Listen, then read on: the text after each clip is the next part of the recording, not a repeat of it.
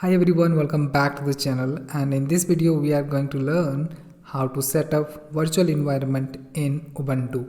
Let's install pip if it is not available.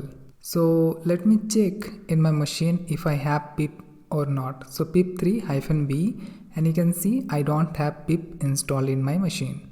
So let me copy this command in order to install this, and let me paste it here, enter, and I'm going to type my password, enter, and this will install pip3 in my machine. So I'm going to fast forward this one and will resume once this has been installed. So this has been installed now. Let me check pip3-V,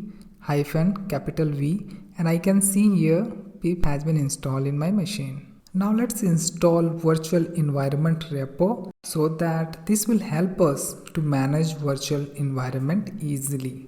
Now let's execute pip3 install virtual environment command. This will install this virtual environment repo. Next, install virtual env. So pip3 install virtual env. This is already installed in my machine.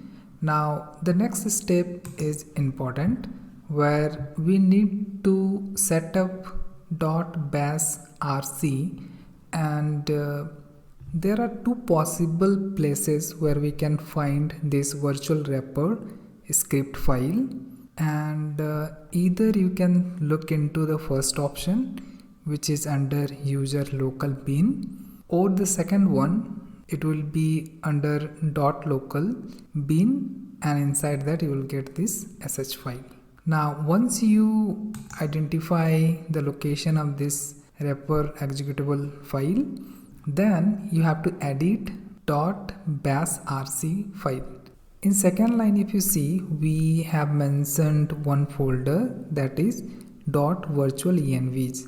So we have to create this folder also. Once these all step has been done, next we can create virtual environment.